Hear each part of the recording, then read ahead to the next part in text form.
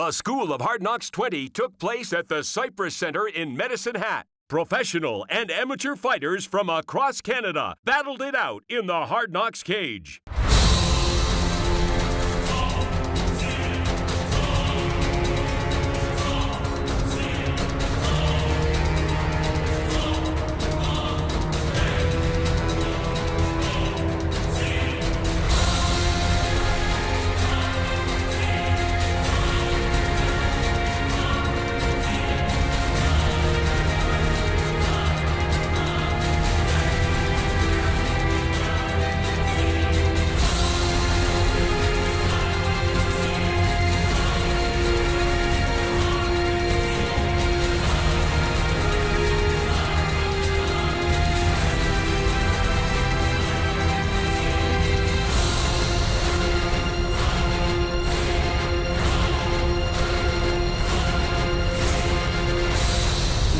To the School of Hard Knocks.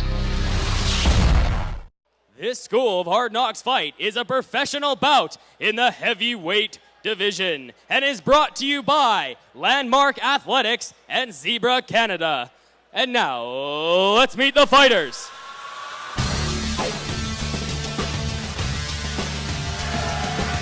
We've seen some 155-pounders. We've seen some 190-pound fighters. But it's time for the big boys. We go to the pro rules with a heavyweight fight. Starting off the kickoff for our pro fights here at the Hard Knocks 20 in Medicine Hat. And making his way down to the cage right now in the blue corner will be Sagan, an independent fighting out of Winnipeg, Manitoba, weighed in at 236 pounds. Yeah, Sagan was unfortunately a last-minute replacement. He came in all the way from Winnipeg, making his return to MMA after a layoff of almost 5 years. His last fight back in 2007. However, no stranger to competition in that time. In between his last MMA fight, he's been doing sanctioned karate, he's been doing sanctioned jiu-jitsu. He's been all over doing all sorts of different competition. So no stranger to being a competitor here, and looking forward to seeing again all the way from Winnipeg, Manitoba. 65 sanctioned competitions since his last MMA fight, and he let me know that the guy he lost to in his MMA debut went on to become a light heavyweight champion in another organization. So Sagan fighting high-level competition as a professional and comes into this fight, and he'll pretty much need all of that as he's going against a very tough competitor in his own right in Rama. Yes, Rama is he's making his pro debut, but he is a former city provincial. He's never lost a wrestling match in his entire life, but he's not a wrestler. He's a Muay Thai guy. He's a kicker, and he just uses athleticism to be able to be effective as a wrestler at his level. And Smiljo, almost just underneath 20 years old. Yeah, and weighed in at 263, so a very heavy weight advantage for Rama coming into this fight. That's something else Sagan will have to contend with. Again, made the trip here from Winnipeg, arrived just today, this afternoon, in fact, after making that drive, and was able to weigh in and get cleared by the commission and get ready to fight. So he'll step in for, again, the first in our pro fights. We've seen the amateur fights to this point where we had no heel hooks, no ankle locks, no knees to the head or elbows to the head at any time. All of that now out the window, and we go to the unified rules of mixed martial arts.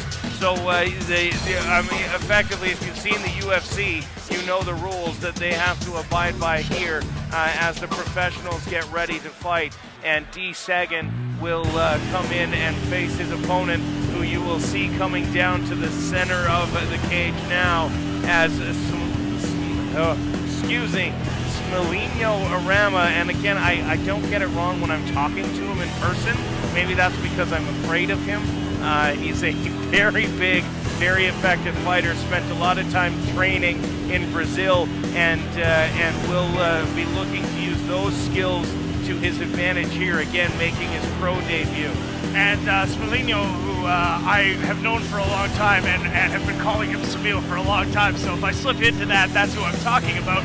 But Smolinio's the only fighter to say that he has nerves going into a fight, and he uses those nerves as a positive. He contains that and puts it into energy for fighting. Anybody can say that they're not nervous, and that's just them being bravado. I've been there at the highest levels of wrestling, and you get nervous going into those, and those are even matches where I'm not getting punched in the face. So there's got to be nerves coming in there, and but Smolinio says that that's something that he's going to do. He's going to use that nervous energy to his advantage. Yeah, again, as you mentioned, a wrestling champion at the highest levels, has never been pinned, and will work to see what he can do here in this fight. Says he's been working his stand-up primarily for this fight, expecting it to be a bit of a stand-up battle against D. Sagan, who comes in, again, having a karate background, having fought judo tournaments. Name a mixed martial arts, and mixed martial art, and D. Sagan has competed in it. So, again, a heavyweight advantage for Rama in this fight as he gets set to make his pro debut. And the Tyson tattoo on the side of Rama there, including Tyson's face tattoo. And now for the official Hard Knocks fighter introductions. In the first on-site Restoration blue corner, he's 0-1 as a professional and weighed in at 230 pounds. Fighting as an independent from Winnipeg, please welcome Hard Knocks fighter, D. Sagan! And in the Ralph's Texas Bar and Steakhouse red corner, it's his professional debut, and he weighed in at 262 pounds. Fighting out of Tilt MMA from Calgary, please welcome Hard Knocks fighter, Smolinio Rama! This School of Hard Knocks fight is contested under professional rules. The referee in charge of the Hard Knocks action is Mr. Mark Aparicio. 3 5-minute rounds for our pros as they get set to get underway here. Fighting out of Tilt MMA, Rama does under Anderson Goncalves. Tilt MMA having a lot of success here in the early going as a gym here in the Hard Knocks Fighting Championship. And immediately showing off that kickboxing background is Rama, and going right to the knees, and he is just feeding. This fight is over in a hurry. Rama hands him a big loss in a quick fashion. D. Sagan could not answer the strikes of Smolinio Rama. And Smolinio is coming over to talk to me. I've done some training with Samil, but he shows off that athleticism. Look how fast he got up on the cage. He's 260 pounds. Yeah, he made a leap I could never think of, and I'd still have to cut weight to fight him. As much as I had joked about it in the past, would never do so. Big knees, a huge knee there, a big elbow up against the cage. D. Sagan just had no answer for the strikes of Rama. Yeah, and you look at Smolinio here, he obviously waited to make his pro debut, and boy, does he look ready. Hopefully we see him back in the cage soon against some heavyweights. A little bit of a short one for him, but looking forward to seeing him back. We'll go to Jay in the cage with the official announcement. And now, the official decision brought to you by Landmark Athletics and Zebra Canada. The winner by TKO in 13 seconds in the very first round, in the red corner, Smolinio Rama!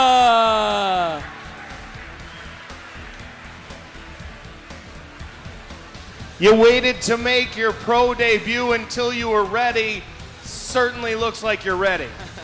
Hey man, he came in on short notice, so I think the guy for taking the fight.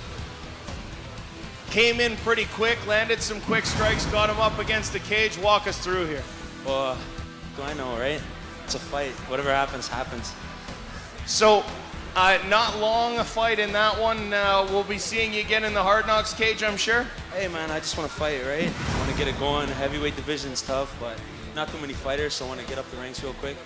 Try to make a career out of this, you know? And I'm sure you got coaches and sponsors to thank.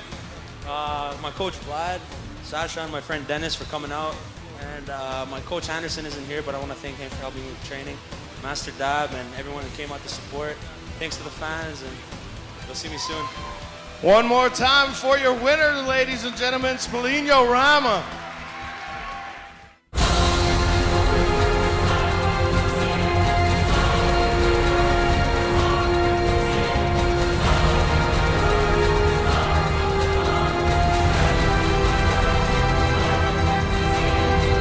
To find out more about Hard Knocks Fighting and upcoming Hard Knocks events, please visit hardknocksfighting.com. This bout is in the 155-pound division and is brought to you by Ralph's Sports Pub, Hard Knocks official water supplier. And now, let's meet the fighters.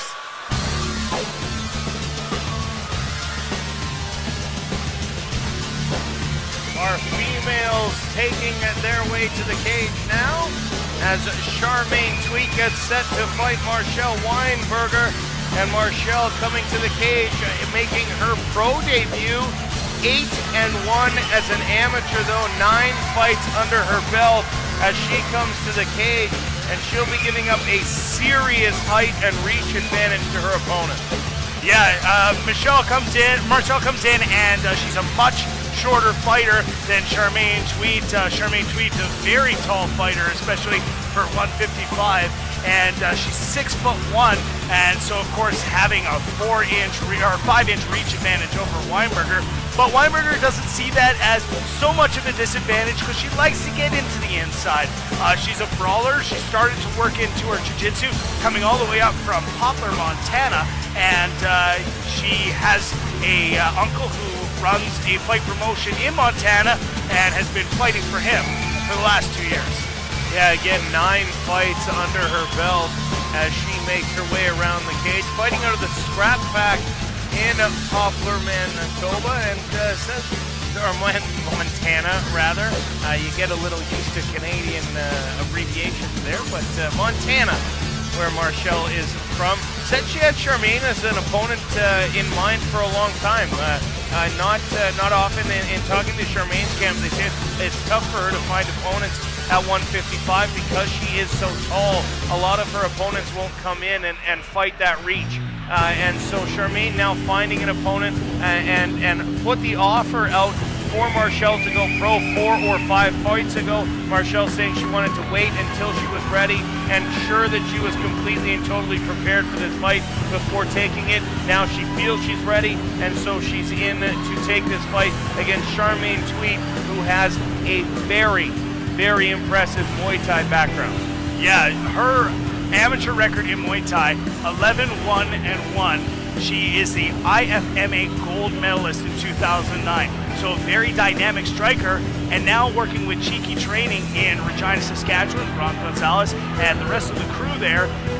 They're doing a fantastic job trying to round her game out, to not just make it a Muay Thai game, but to make it a complete mixed martial arts game. Well, she is a striker, and again, standing 6'1", Marshall Weinberger is going to have to punch up, giving up 3 pounds there, as you can see on the tail of the tape. And Charmaine in tough, though, with her first couple fights, 0-2 as a professional as she comes into this bout, but had a very tough fight in her last fight against Ronda Rousey, who you can now see being touted by the likes of Dana White as the next great female fighter. She fought Ronda here in Hard Knocks in Calgary, and a very quick fight that saw her got taken down and saw her ground game not be up to par, and she's looking to fix that now. And now for the official Hard Knocks fighter introductions. In the first on-site Restoration blue corner, it's her professional debut, and she weighed in at 150½ pounds. Fighting out of the scrap pack from Poplar, Montana, please welcome Hard Knocks fighter, Marshall Weinberger. And in the Ralph's Texas Bar and Steakhouse red corner, she's 0-2 as a professional and weighed in at 153½ pounds. Fighting out of Cheeky Training from Regina, Please welcome Hard Knocks fighter, Charmaine Not So Sweet Tweet.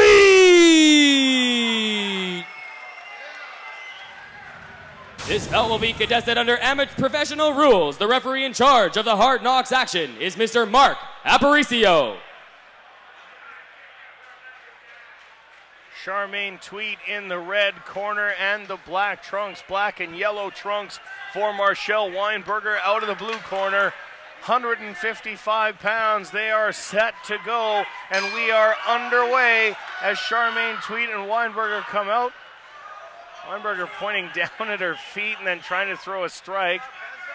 And Weinberger says that she's a bit of a brawler, and showing that by coming forward here with a little bit of a reckless abandon, a little more style-oriented by Charmaine Tweet, being very good with her hands, and an excellent leg kick there as she's now catching a nice shot, a nice straight punch to Marshall Weinberger's face. Big straight kick too. Again, that height advantage could work out in Charmaine's favor.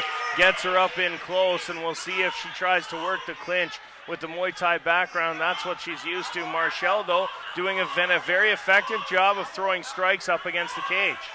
Yeah, a very good job here and trying to get up inside to take away that reach advantage, as she mentioned in her pre-fight interview, that she wants to stay inside to take away that Muay Thai training of Charmaine Tweet, and a great leg kick there by Tweet. Every time Tweet throws a leg kick, though, Marshall answers with a right hand. Big right hand there from Charmaine. Rocked her a little bit. Charmaine bleeding from the nose as she has Marshall up against the cage. Yep, pushing her up against the cage, now trying to work in a standing guillotine. She's got it in nice and tight here. And there's the tap. Charmaine Tweet wins her first professional fight. In her third try, Marshall Weinberger looking very effective but unable to finish against Charmaine Tweet, who used her striking to set up the takedown and eventually secured the guillotine. Yeah, and a great job she took the time to make sure that her arm is up underneath that neck to be able to make sure that's really tight. And you watch some of the action here on the replay. This is when she starts to work inside. Some great knees there, some Muay Thai knees to Weinberger. Again, a nice leg kick. You watch that one up with the right hand, too. Yeah, you watch the knee just buckle every time that Tweet was able to hit her with those leg kicks.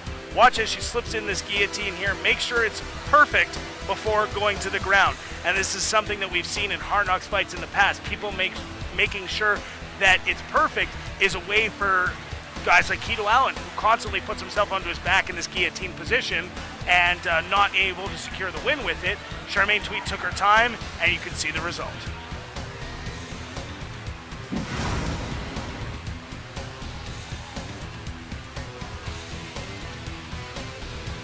And it looks like the official decision is in. We are going to go to Jaden Nance, who's in the center of the cage.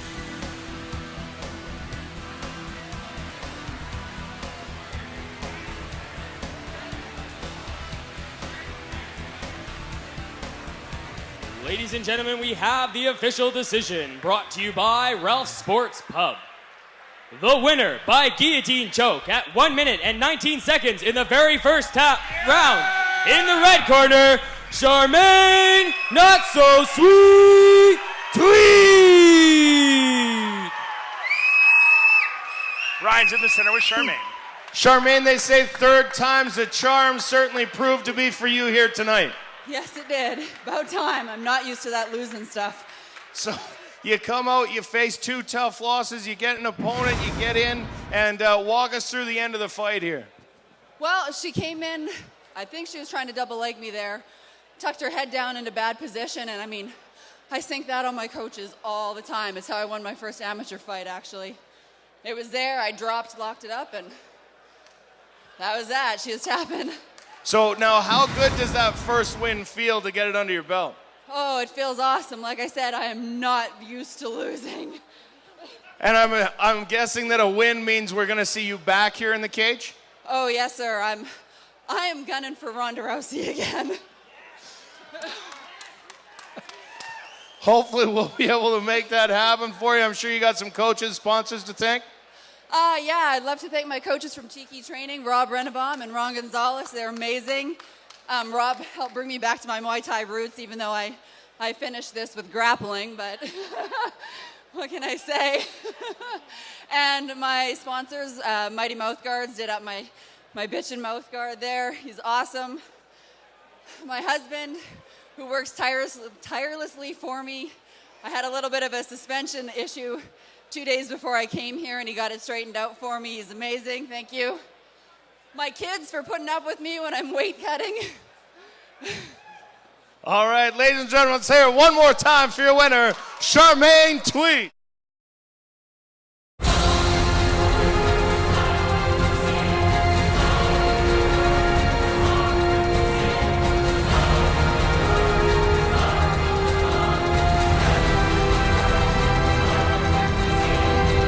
To find out more about Hard Knocks Fighting and upcoming Hard Knocks events, please visit hardknocksfighting.com. This School of Hard Knocks fight is a professional bout in the 185-pound division and is brought to you by D&D Oilfield Services, Hard Knocks official cage movers. And now, let's meet the fighters.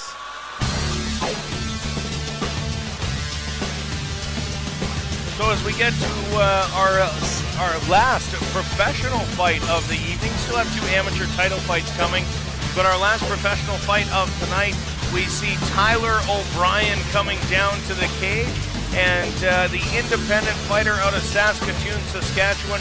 They call him the Lion, 0-2 as a professional thus far, just 23 years old, and stands 6'3", weighing 185. Yeah, he mentioned in his past he was a bit of a smaller kid. I don't think that's a problem now at 6'3". He's getting pretty tall, but he's one of those guys that he tried to fight at 170, but it was a weight that was too much for him to cut. You're looking at him, and he's a pretty lean guy even for 185. And imagine him cutting down an additional 15 pounds, and that really does affect the way that you're able to fight. So he feels much more comfortable at 185 pounds, and hoping that he can pick up his first professional victory tonight.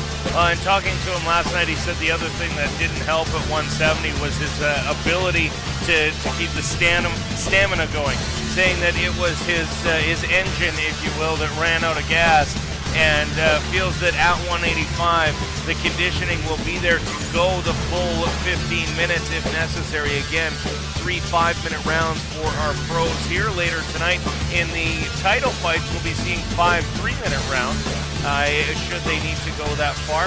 But Tyler O'Brien, his second fight, a TKO loss, his first fight, a chokeout loss, so a lot to work on, but he said he's been doing that and is looking to get on the right side of the win-loss column here tonight, facing Chris Lozon. And Chris Lozon, the hometown boy from Medicine Hat, Alberta, he won't. The problem with a lot of fighters is they have to work at the same time, because they're not at the point right now where they can make fighting their full career. And Chris Lozon, one of those guys. His work schedule doesn't allow him to train regularly. He's an iron worker, but if you look at him right now, he's played hockey his whole life, so an athlete in Chris Lozon. Yeah, he said that he played hockey all of his life, but there's a point where you run out of competitive hockey to play. There's a point where if you're not good enough to get to that next level, now it's beer league rec hockey, and the competition that he was getting there wasn't enough to feed the fire for him, so he started moving into MMA. 0-2-1 as a pro, that one no contest where he was on the wrong end of a 12-6 elbow. He was initially declared the loser of the fight, but then it went to a review, and they reviewed the tape, determined that it was a 12-6 elbow, and determined a no contest. So 3 professional fights for Chris Lozon, and he said he's looking to test his opponent's chin here in the early going. Yeah, and it's tough necessarily coming up with a game plan for an independent fighter, although he has seen his opponent Tyler O'Brien do some trash talking on YouTube and watched a few of his fights on YouTube. So he wants to be able to prove that he's able to come in here and put his weight in. Speaking of weight, he outweighed his opponent by 10 pounds to fight at 185, and Tyler O'Brien coming in at 174. Well, in talking to Tyler O'Brien last night, he was kind of upset with himself, because he did come in and weigh in at 174 pounds, and he had been cutting weight all day because that's what he was used to when he fought at 170. And then he realized that, well, my fight prep, my normal preparation for this wasn't necessary because I did come in 10 pounds light. And now the official Hard Knocks fighter introductions. In the first on-site restoration blue corner, he's 1-1 as a professional and weighed in at 174 1/2 pounds. Fighting as an independent from Saskatoon, please welcome Hard Knocks fighter Tyler O'Brien. And in the Ralph's Texas Bar and Steakhouse red corner, he's 0-2-1 as a professional and weighed in at 184 1/2 pounds. Fighting as an independent from Medicine Hat, please welcome Hard Knocks fighter Chris Lozon. This bout will be contested under professional rules. The referee in charge of the Hard Knocks action is Mr. Mark Aparicio.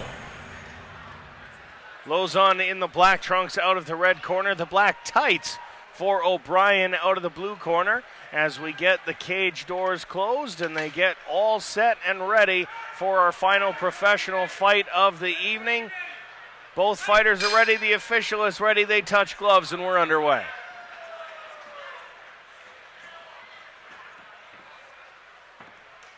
Early pacing by both these fighters, learning from experience maybe and not rushing in. Although a big kick there, a couple sloppy punches thrown by Lozon as he tries to get around the defenses of O'Brien and finds himself now with a half guard, O'Brien on top. Yeah, he tried for a little bit of a throw there, did Chris Lozon, and ended up on the bottom end of it. Those upper body throws are something that is very difficult to get on an opponent very early in the fight. You have to have the opponent pushing into you. At that point, Tyler O'Brien wasn't pushing Chris Lozon, so he ends up in a bad position. But coming up now, as looks like Tyler O'Brien is having difficulty being able to hold down the bigger opponent in Chris Lozon. But a nice switch there. Chris Lozon has O'Brien locked up. We'll see if he tries to work a submission on the arm. Right now he's providing a little bit of a head scissor as opposed to trying to triangle. So that's not really actually putting any risk for Tyler O'Brien. He's not in any risk at the moment. He's just a little bit uncomfortable. So O'Brien's going to ride this out and try to wear down the legs of his opponent, Chris Lozon. Did throw two big knees into the rib cage of Lozon, but that didn't release the grip at all. And again, we'll see if maybe Lozon can use this position. Has now tried to maybe flip it into a triangle, but O'Brien's neck is well clear of that attempt. And a little bit surprised, Jeremy, that he's not trying for an arm submission at that point. Yeah, when the arm is there and some big bombs here by Tyler O'Brien, but back to his feet again is Chris Lozon. O'Brien having difficulty keeping him down. Lozon seeming to, not a well-executed takedown attempt there as he just seemed to fall forward. And a nice sprawl underneath from Tyler O'Brien, who looks to have, I would have thought he would be attempting to choke at that point, but apparently he's let that go. Yeah, Tyler O'Brien making sure that his legs are back, which is a very important thing, and getting to the side, and that was a nice shot right to the jaw. And just covering up now is Chris Lozon. He's going to have to show something, or the official Mark Aparicio will try and stop this. But now in behind, trying to get that arm sunk in, is Tyler O'Brien. And it looks like he's got the one arm in. Lozon with good wrist control underneath with the other hand. O'Brien with the one arm across the throat, and now he's going to start dropping punches. Couple hammer fists, and now the other hand is free. We'll see if O'Brien can do anything from that position. Trying a choke, cranks his neck down and lands on top again, but may find himself in a difficult spot here as Lozon has an arm around the neck, and we'll see if he can connect that for an arm in choke, although from that position, Jeremy, would be difficult to get the torque on it. Yeah, it's not going to be enough pressure to be able to really be significant, and it doesn't appear to be underneath the neck at all, so it doesn't look like there's much danger. But again, an opportunity here for a little bit of head squeezing, which does cause a little bit of headaches, but now in a nice dominant side control position is Tyler O'Brien. trying to pull his head out, trying to work over. Lozon trying to trap the arm of O'Brien. Again, just effectively holding him down at this point, maybe hoping that the referee will stand him up, but that's going to cost you a knee in the ribs for your patience, as O'Brien dropping a couple more ribs or a couple more knees and kind of exploring the territory, but a knee to the back of Lozon stopped and warned by the referee for O'Brien to stop. Yeah, and I would, if I were Chris Lozon here, I'm letting go of the head and I'm trying to get back to standing. It just seems like a position here where the referee should be calling them up now, because it doesn't look like anything's going on. It doesn't look like anything's changing. But again, you have to respect the fact that these fighters are trying to get into a position and the official doing that. And now, had they called him up, he wouldn't have ended up in this side control position and being able to rain down these bombs. More punches coming now from the top of O'Brien as Lozon trying to defend. 45 seconds remaining here in round number 1 as Lozon continues to find himself in trouble. Now an armbar attempt, and that is in deep. It could just be a matter of time before Chris Lozon finds himself with another defeat on his record. The arm is up and he's tapping. This fight is over. Tyler O'Brien gets his first win as a professional. Chris Lozon falling to 0-3-1. Yeah, and it looked like Chris Lozon was ready to tap after the initial go, and it wasn't quite to the point where it was going to do enough damage to hurt the arm. But he is going to look to come back from this. This is a difficulty for a person who doesn't have a regular gym, is a conditioning. And I think conditioning is a big issue here, because when you're tired, you don't have the technique to be able to continue on and do the things that you want to do. I think you look at both Chris Lozon and Tyler O'Brien. If they could get to a regular gym, that's going to see them improve their conditioning, which is going to improve their fighting overall.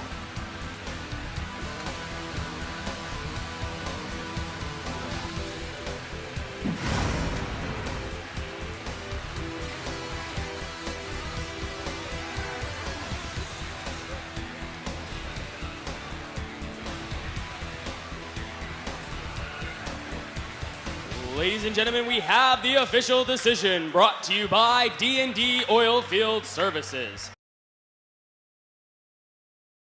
The winner by armbar at 4 minutes and 36 seconds in the very first round, in the blue corner, Tyler O'Brien! So Tyler O'Brien picking up his first professional victory. He's going to be in the center of the cage with Ryan. Tyler, I'll get you here, center of the cage, and we'll ask you a couple questions. You just said to your opponent, you'll get one, don't quit. Both of you came in looking for the first win of your pro career. How good does it feel to get yours? Oh, it feels really good. Worked really hard for this. Came out wanted to finish really strong, and I think I did it. Well, and I mean, looking at the armbar, I got comments from the side because I was looking at it straight on. They said that one was going back pretty deep. He held on for quite a while before tapping. Yeah, he did. When you get the arm, if you're going to go for it, you got to go for it. Go hard to go home. No time to waste. Were you at all worried that he was looking up at the clock and trying to make it to the full 5 minutes of round 1? You got to be patient. The fight's not over till the bell rings. I'm sure you got some sponsors and coaches to thank? No sponsors at the moment. No coaches at the moment. So, sponsors and coaches, he's a winner now. I'm sure you're looking for him. Let's hear it for him one more time for your winner.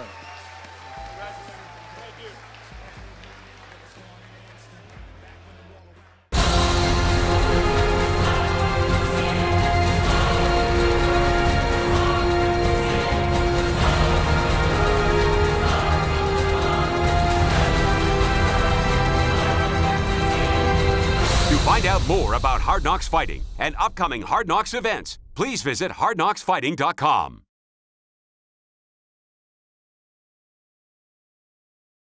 And now, the official fighter introductions.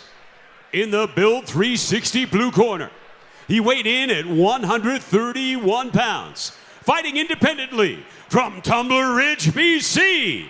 Please welcome Hard Knocks fighter, Sean Wressler. And in the Two Amigos and Company red corner, He weighed in at 128 pounds. Fighting out of Gracie, Baja in Calgary, please welcome Hard Knocks fighter, Keegan Oliver! This bout will be contested under the amateur rules, and the referee in charge of the Hard Knocks action is Len Koivisto. Sean Wressler in the blue corner, brown and white trunks, black and brown for Keegan Oliver, who tightens up the stance before he comes to the center of the cage as Len Koivisto gets us underway.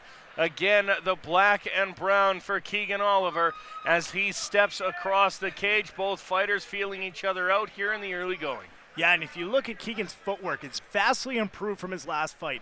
It's a little less square, so it's a little more of a boxing stance compared to the wrestling stance that he came in with. But the one thing that if you have that benefit, and a great shot by Keegan, but he's got to finish here. Great defense here by Sean Wressler, getting those legs back first. Keegan switching immediately to a single and taking him down. Like, this is good continuity here. Initially sprawling out was Sean Wressler, but Keegan Oliver now finds himself inside control. Had the one arm under, but Wressler unable to connect the two arms. Throws a big, mean-looking punch into the midsection of Oliver, who now gets him up against the side of the cage. Wrestler doing a good job of wrestling despite his claim that he's not a wrestler, but Oliver, again, keeping control of the fight thus far and ending up in top position now. Yeah, he's ending up in top position, and Sean Wressler here is holding on to that guillotine. Again, we talked about burning out the arms. Right now in this position he's in, he's not going to be able to put enough pressure on Keegan Oliver to get him to tap out. He's inside, not inside control. He's in half guard right now, so a little more pressure than inside control. But again, the worry that he's going to burn out his arms for the rest of this fight. Done a very effective job of keeping Keegan Oliver's head tucked under that arm. Has had it for, since Oliver made the first shot. Nice wall walk there from Wressler as he gets on top. Now we'll see what he can do in Keegan Oliver's guard. Tries to stand up and get away. Oliver pulls him back down to the ground. Wrestler unable to get up on the side of the cage. And again, guillotine may have been there, but unable to secure it as Oliver continues to do takedown after takedown after takedown. Believed it was his takedowns that won him his last fight. Certainly looking to make it the takedowns that could win him this fight. Yeah, and he's just putting on a leg attack clinic right now. And for the short time that Wrestler was on top, some great jiu-jitsu with a nice counter there, sitting up as soon as Wrestler postured up, and that's a staple. Josh Wrestler was famous for doing that. Anytime somebody would posture up on him, he'd sit right up and get right on top of them, and really showing his gym here. Now a nice little mount, and he's kind of great finding those legs to stay in control. Keegan Oliver has been in control the majority of this first round and hasn't yet done much from the top, hasn't landed any strikes, although he's starting to throw a couple rabbit punches into the side of Sean Wressler. But so far, so good for Keegan Oliver, who has dominated. We talk about a $500 award to the fighter with the best cage control tonight. And so far, Keegan Oliver trying to do what he can to get towards that $500. Yeah, and you hear the clap there from the timekeeper, and Sean Wressler had a look of exasperation on his face. I've been doing so good, and this guy just keeps taking me down to the ground. And did a good job of controlling the fight, keep taking it where he wanted to go. And Sean Wressler did not have much in the way of an answer to Keegan Oliver in that first round. Well, and the thing about Keegan Oliver that a lot of people don't know is you notice that he's got a fairly decent scar on his stomach. Keegan, when he was younger, he had some childhood sickness, and he was basically told he wouldn't be an athlete.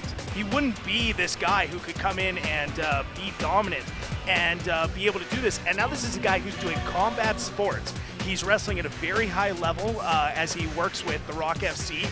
He mentioned he's gone to four wrestling tournaments in between his last fight and now. So that level of competition is very important, and it goes a long way. And you can see how calm he is, even when he's facing adversity. Yeah, Keegan Oliver doing a good job in the first round. Sean Wressler, though, full marks to him.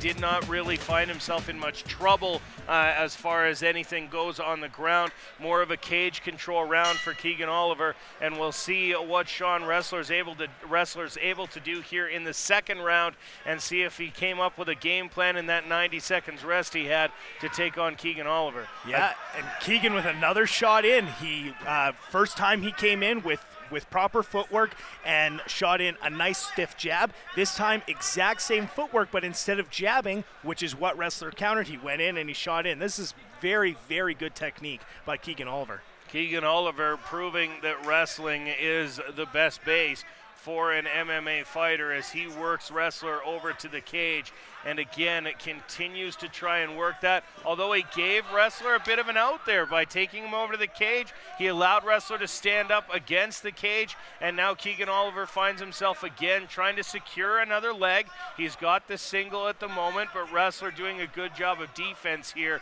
up against the cage.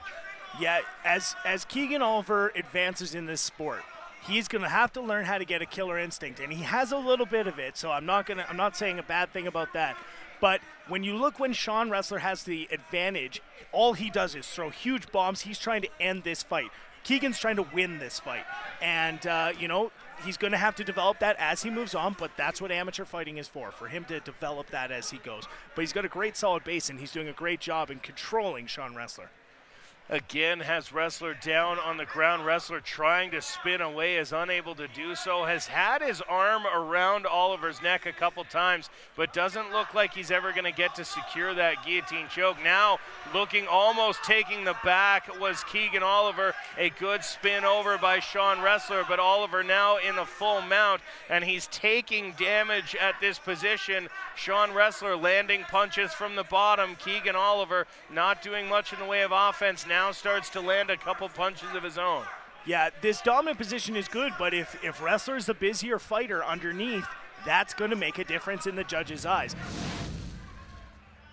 And again, he's starting to showboat a little bit, which can be dangerous. Sean Wrestler, a very powerful guy, and, has that one-punch knockout power, so I would be very good. And that's a nice kick by Keegan right on the leg. And Keegan shaking off the punch thrown by Wrestler as he's starting to show a little bit of character there in the cage. Again, secures a nice takedown, tries to find himself.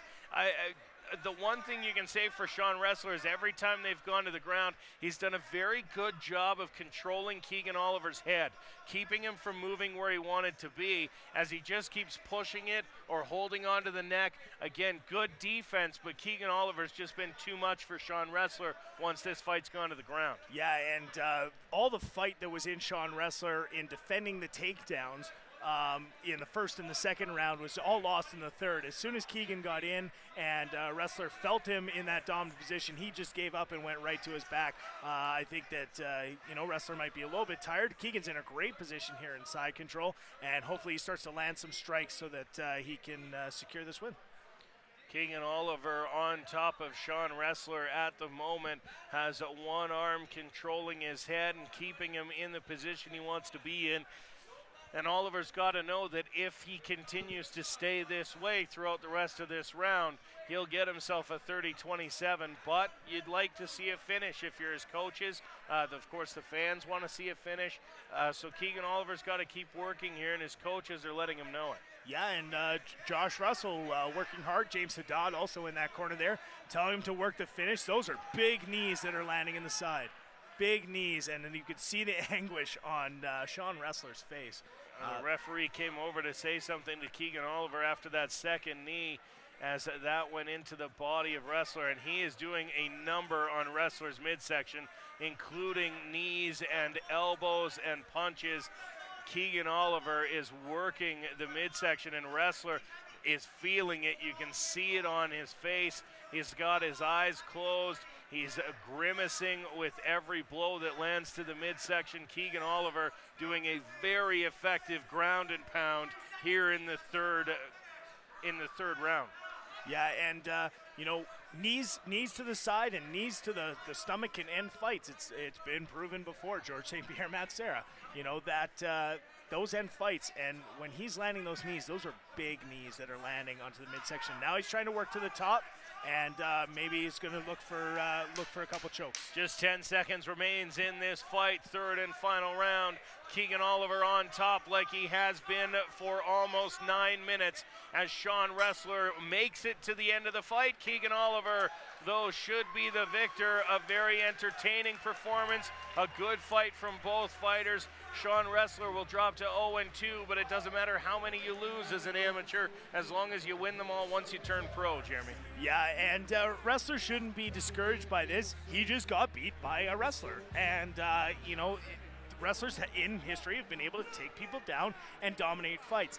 Now, the difference between this fight compared to some other fights is Keegan never laid and prayed. He was always busy on top. He was always trying to transition to something else, and that makes for an exciting fight. And that's the great thing about mixed martial arts, is that down component. And you look again, Keegan Oliver advanced his game, made sure that there was no doubt this time. He didn't just take the guy down and lay on top of him. He took him down and tried to advance. And now for our official decision, brought to you by Cuts. Train with the best. Be prepared for the worst. The winner by unanimous decision in the red corner, Keegan